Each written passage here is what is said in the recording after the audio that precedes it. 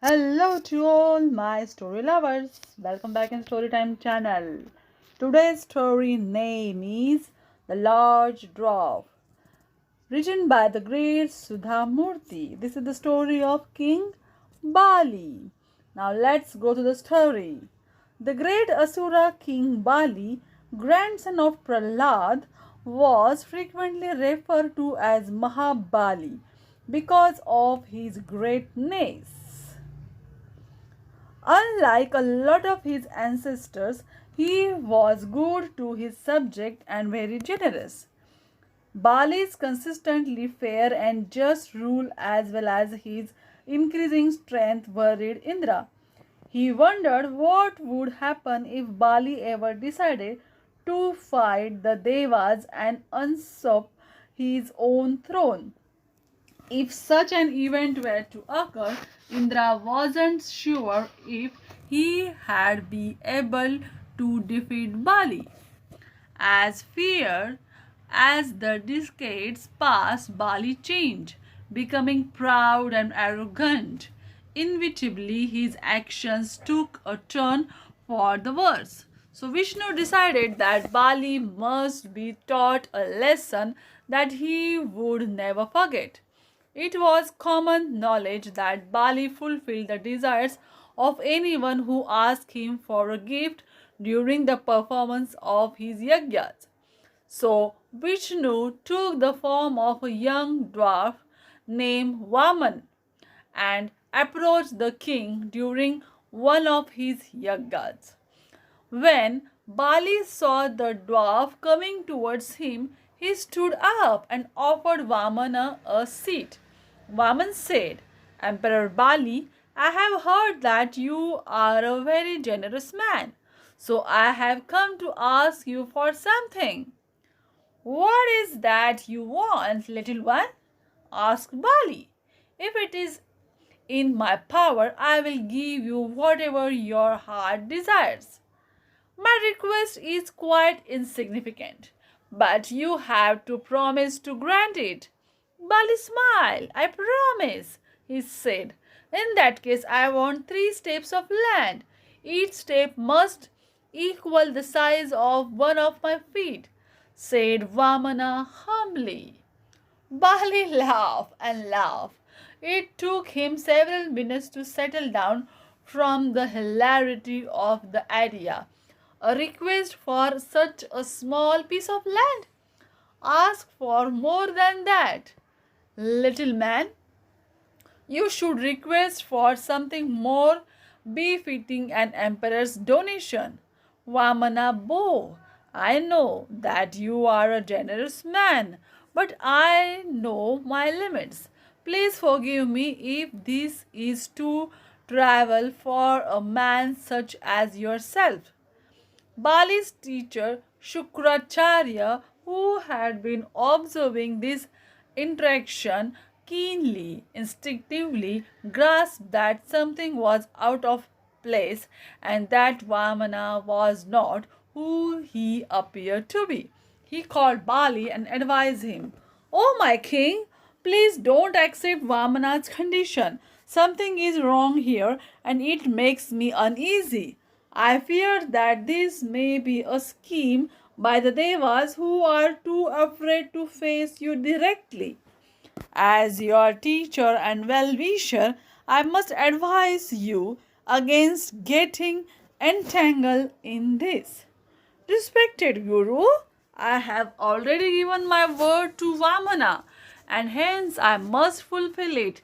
In any case, what can this little man do to a mighty king like me? Said the king. Saying thus, Bali returned to Vamana, who was patiently waiting behind him. Bali's wife, who stood nearby, nodded to indicate that she was in agreement with her husband. May I take the first step? Asked Vamana. Yes, replied Bali. As was the custom in the olden days, the gift giver would take some water in their right palm and drop it gently onto the Mother Earth. This was the sign that The giver was donating wholeheartedly with Mother Earth as his true witness. The actual gift could only be given after this ritual was completed. Thus, a jug was brought to Bali, who cupped a little water in his palm and let it trickle on the ground. Vamana lifted one foot, ready to take his first step. To everyone's amazement, he no longer remained a dwarf. He grew taller and taller until the top of his head went beyond to the clouds. His feet became so huge that they occupied all the earth. The earth is mine, announced Vamana and shrunk back to his original size. Bali was aghast. He had lost all that he had conquered. His guru had been right. Vamana was not an ordinary dwarf. After all, a fleeting thought crossed Bali's mind. Maybe he is Vishnu. Oh Mahabali, where should I take my second step? Asked Vamana. The sky, sir, replied Bali. Again he took water from the jug and poured some onto the earth. Vamana grew in size again and took possession of the sky with one stride. With that, there was nothing left for the king to give. Vamana diminished in size and looked at Bali. What about my third footstep? He questioned him. This time, Guru Shukracharya could not restrain himself any longer. He turned himself into a mosquito and entered the water jug. Quickly, he flew to the mouth of the jug and blocked the opening with his tiny body in such a way that no water would flow from the jug even when it was tilted. King Bali, however, was ignorant of his guru's activities. He bowed his head and spoke to Vamana. Sir, it's clear that you are none other than Vishnu. You first appeared in the form of boar in front of my great grand uncle Hiranyaksha, and then visited my great grandfather Hiranyakashipu and my grandfather Prahlada in the form of Narsimha.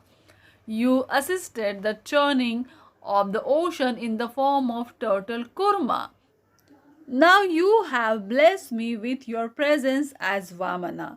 Our family is lucky indeed that you have chosen us to be in your presence 4 times. May I request you to place your foot on my head as your third and final step. Saying thus, Bali tried to pour the water from the jug again, but Shukracharya kept blocking the flow of water. Clever Vamana picked up a thin stick and poked the water jug precisely where the mosquito was hiding. The stick pierced Shukracharya's eye, and he immediately flew out the jug, writhing in a pain. Instantly, a stream began flowing from the jug, and from that day onward, Shukracharya had to live with only one eye. Now, Vamana placed his foot on Bali's head and pushed him to Patal, the lower limb of the world, thus removing him from earth. Once the dust had settled, Vamana said to Bali, I know that you are one of the finest and kindest emperors any subject can dream of, but your arrogance is responsible for what has happened to you. Still, I am struck by your large heartedness and your commitment to keeping your word, and so I would like to grant you a boon. Tell me, what do you want? Bali smiled. I don't want anything grand, my daughter.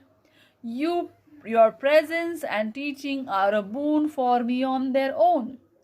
Great sages and devotees spend their lifetime just to get glimpse of you. I am indeed fortunate.